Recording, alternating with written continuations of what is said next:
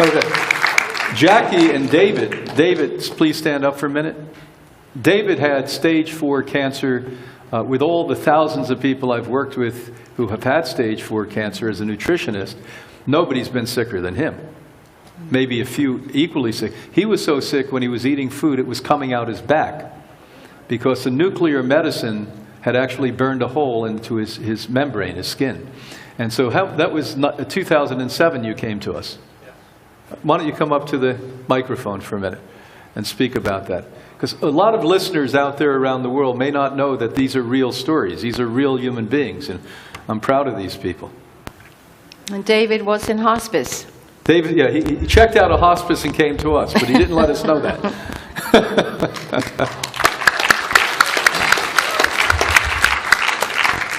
Well, first I want to give credit to God. Yes.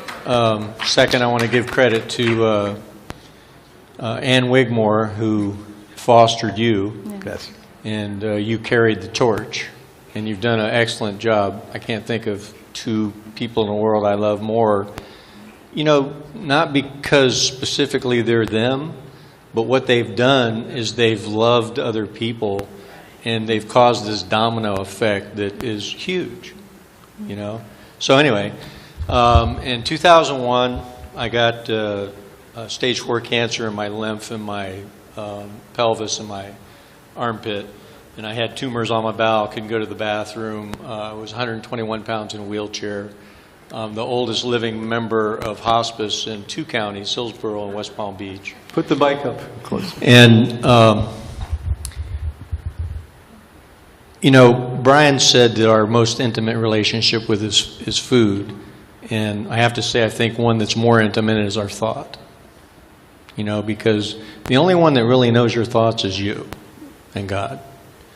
And stress is the #1 killer. And I, you know, want to tell you that when I was 13, my addict, womanizing father divorced my mother, and he took me with him. Now, if you know anything about addicts, they don't take people with them because they're all about them. But the reason he took me is because he thought if he left me, my mother would kill me. So that's kind of the abuse that I had. And that abuse led to me coming to be 19 years old, living on the street, being a drug addict, with a spirit of murder towards God, myself, my mother, and everybody else. I was an equal opportunity hater. And when I went and saw Brian, you know, he looked at all my charts and stuff, and he's sitting behind this big desk, you know, I'm like 130 pounds, and I'm like, and he says, oh yeah, we get rid of this all the time. And I'm like, oh my God, I joined a cult. Because, I mean, I was sick, and he was like, oh yeah, there's no problem. I said, well, obviously, you're not inside me feeling what I'm feeling. And then the next sentence he said, but you got to get rid of the anger. And he didn't even know me.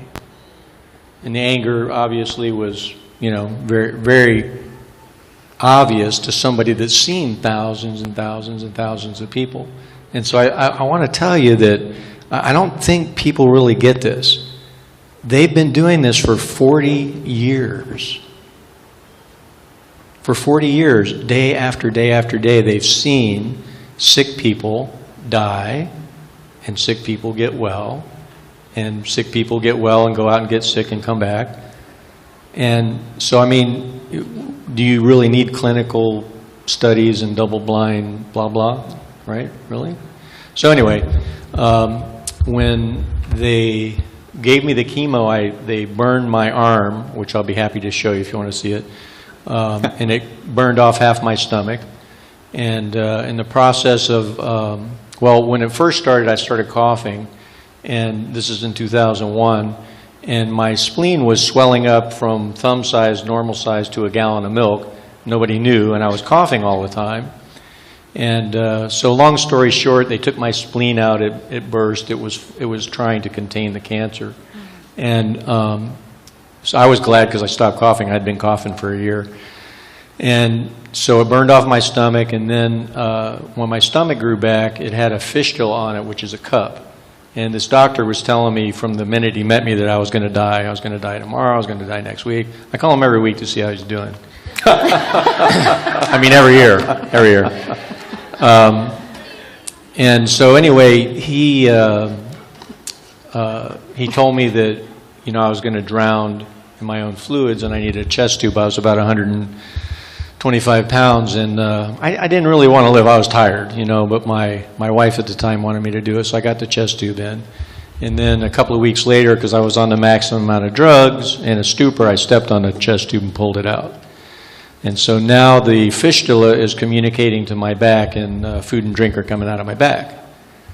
And I was a little bit of a hot mess, right?